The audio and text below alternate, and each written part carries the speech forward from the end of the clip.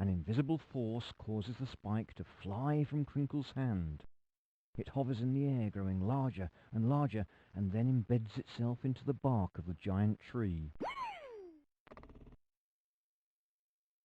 She keeps her fingers crossed and hopes that her ploy will work. Crinkle suspects that the clunker is feeling a little deflated now. Do not be afraid. Remember that appearances can be deceptive. Although you have driven a sharp spike through my cheekbone, I am not here to harm you. I am the Guardian. Since the beginning of time, or so it seems, I have cared for the land that you know as the Greenwood. Each tree, bush, bird and beast has followed my simple rules, and harmony and balance have been maintained. You, Crinkle, must surely know what those rules are. They are the same rules which once applied to the whole world, and, I hope and pray, will apply once more when the inhabitants of our world come to their senses.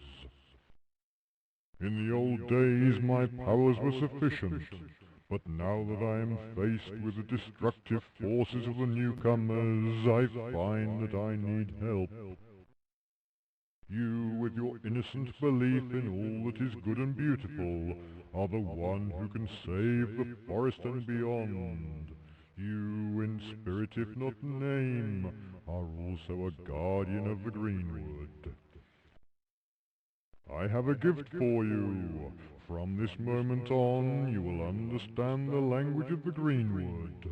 You will be able to talk to all the creatures who still dwell in what remains of the once mighty forest. I must leave you now, but we will meet again. Remember what I have told you.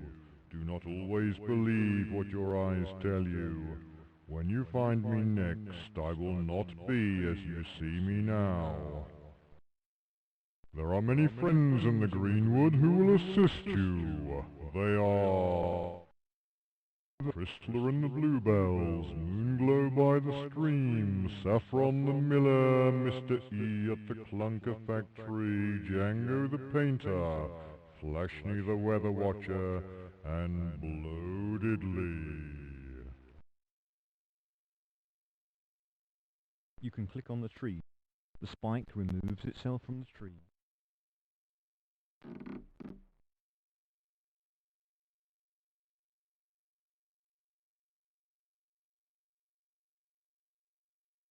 How can I assist you? You want a likeness for this pass, do you? No problem. I will be honored to perform this service for you. Call back later and the picture will be finished. It looks as if the horn belongs to someone.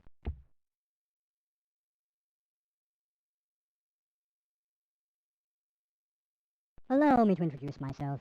I am Blow-Diddley, one of the Greenwood puffers.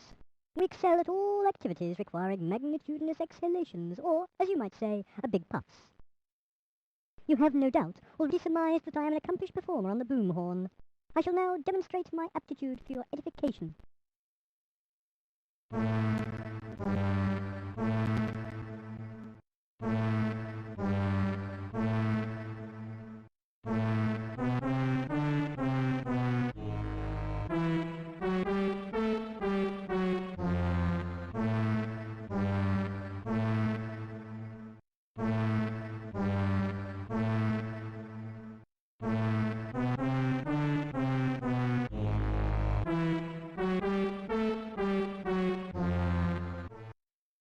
I note, madam, that you are awestruck by my artistry. I trust that you appreciate your good fortune in hearing such a virtuoso performance. But now let us attend to other matters. As you will have deduced from careful observation of the scene behind me, we puffers are being enslaved by the extremely odious creatures generally referred to as clunkers. They require our mighty lung capacity to power their infernal flying machines. We, of course, would much prefer to restrict our proficiency to the rendering of fine music upon the boom horn. It has been brought to my attention, madam, that you feel duty-bound to assist us in our endeavours to be free of these villains. I applaud your efforts. I note that you have upon your person an extremely outdated copy of a map. No doubt you lack sufficient intellectual qualifications to appreciate that such a map is currently useless. In addition to virtuosity on the boom horn, I possess many other rare talents, one of which is that of cartographic excellence. When next you look at your map, you will notice that all locations worthy of note have been suitably marked. Now I must take hasty leave of you before that ugly clunker decides I ought to be of service to him. Normal training flights have been resumed following the earlier disaster.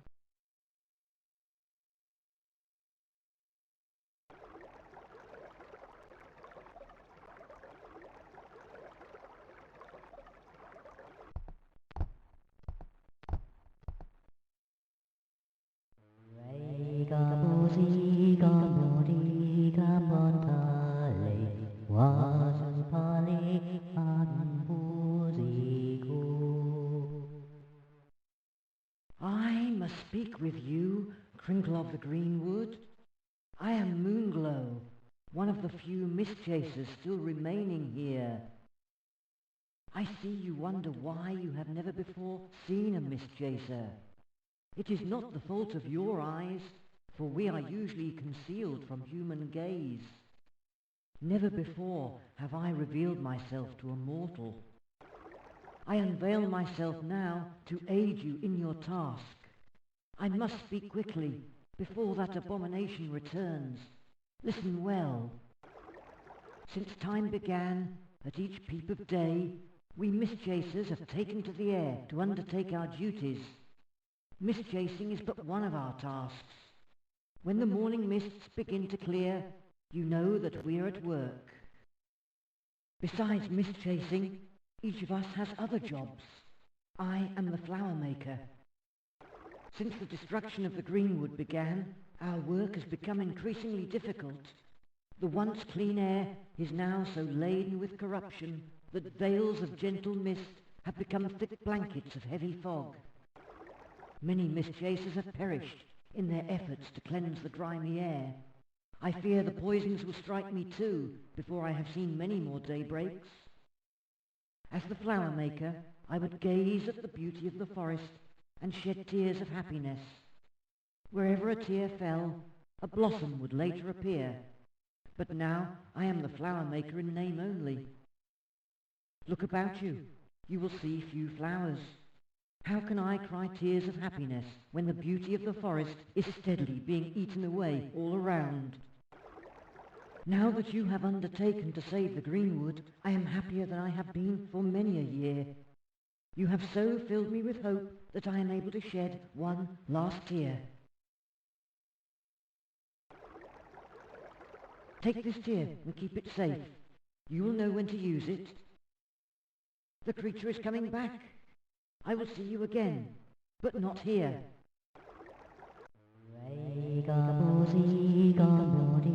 Crinkle takes Moonglow's tear.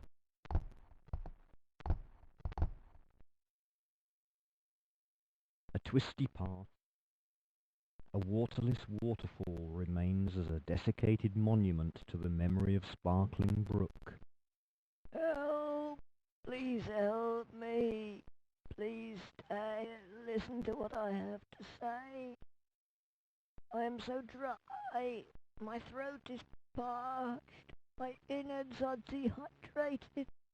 My bed has been exsicated. One moment the cool, clear waters were cascading over my body, and the next there was nothing more than a teasing trickle. It is not so much myself that I care about as the water sprites that used to dwell here. They were my neighbours, my friends, my companions, and my playmates. A blue-tailed diver told me that the stream had been captured by a hole. Can such a thing be true? If only you could help me, I would be your true friend forever. Now I must dry up. Talking is such an effort when your throat is as desiccated as mine is. Crinkle follows a meow. Crinkle wonders if there is a way to restore the waters of Sparkling Brook.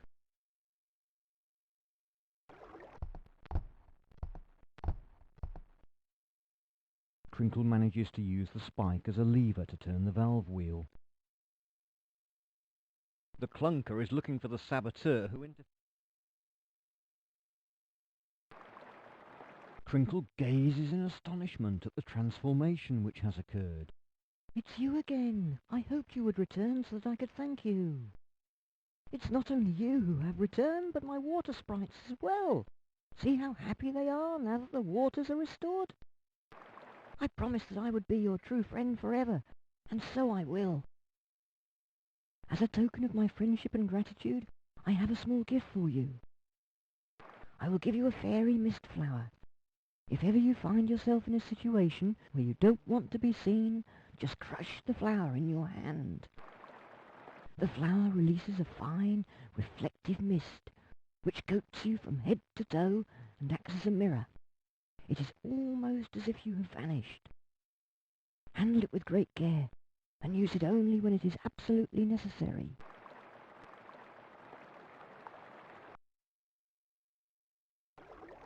Crinkle is pleased to see that the clunkers have achieved.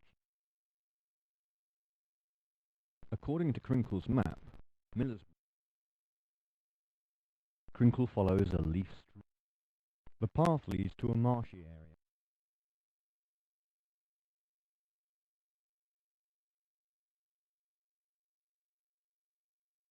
The stream is beginning to look rather pathetic. Miller's Brook is nothing more than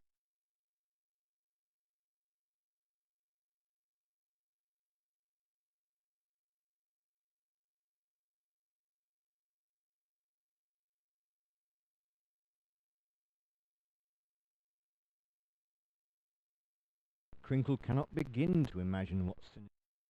Crinkle is impressed by the power. Crinkle finds herself outside a heavily guarded gate. This must be an important building if there are at least 2 clunkers on duty as well as an aerial patrol. Crinkle crushes the fairy mist flower in her hand and wonders if anything will happen. A cool, shiny mist gradually envelops her hand and begins to spread up her arm.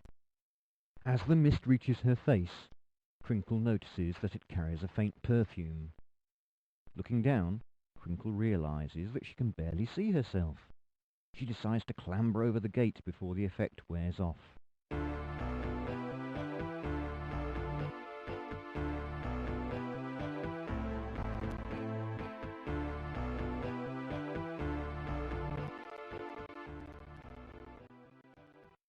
Crinkle manages to reach the building without being observed.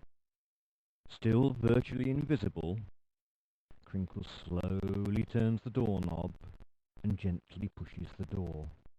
It opens just as the effects of the fairy mist flower begin to wear off. Come in quickly and close the door behind you. It is most imperative that I speak to you, Crinkle. We don't have much time.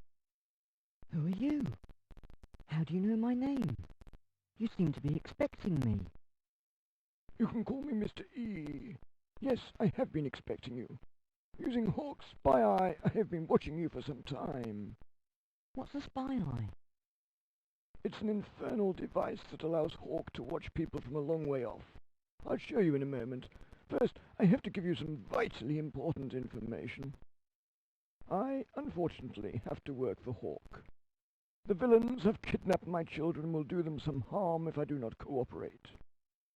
As you've probably guessed, Hawk's plan is to destroy every bit of the forest.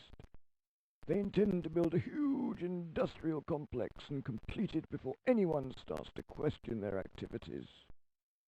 Their aim is to be in control of the whole land. Power is what they want. I say they. In fact, Hawk is just one person. I have never seen her, and I don't even know her name. Her strength lies in her band of clunkers.